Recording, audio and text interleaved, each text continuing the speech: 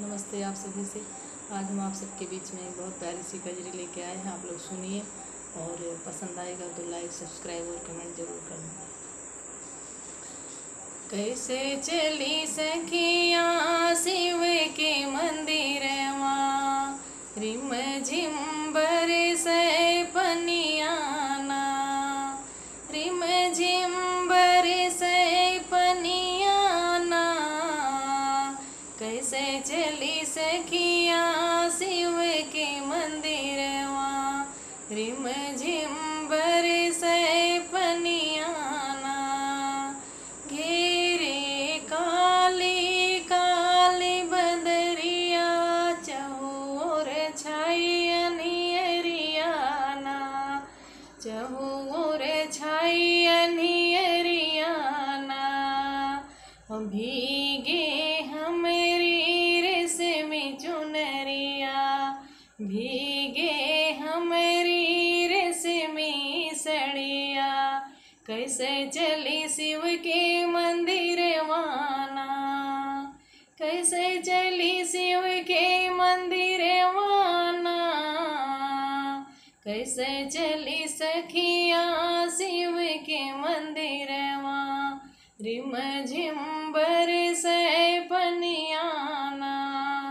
बदरा गरजे बिजली चमके, मोहे डर लागे अगनवाना, मोहे डर लागे अगनवाना।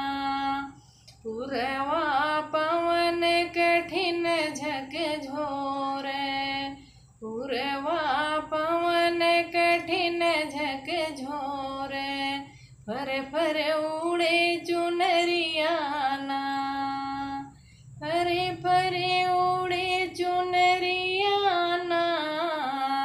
कैसे चली सखियाँ शिव के मंदिरवा, रिम झिम बरसे पनियाना।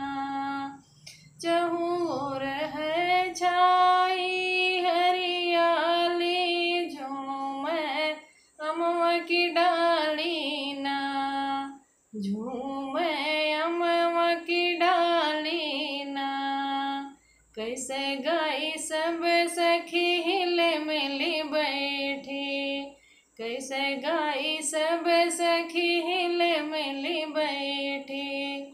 सावन गीत कजरियाना, कैसे चली सखियाँ शिव के मंदिरवा, रिम झिम बरसे पनियाना, रिम झिम बरसे पनियाना। कैसे चली सखियाँ शिव के मंदिरवा, रिम झिम बरसे पनियाना।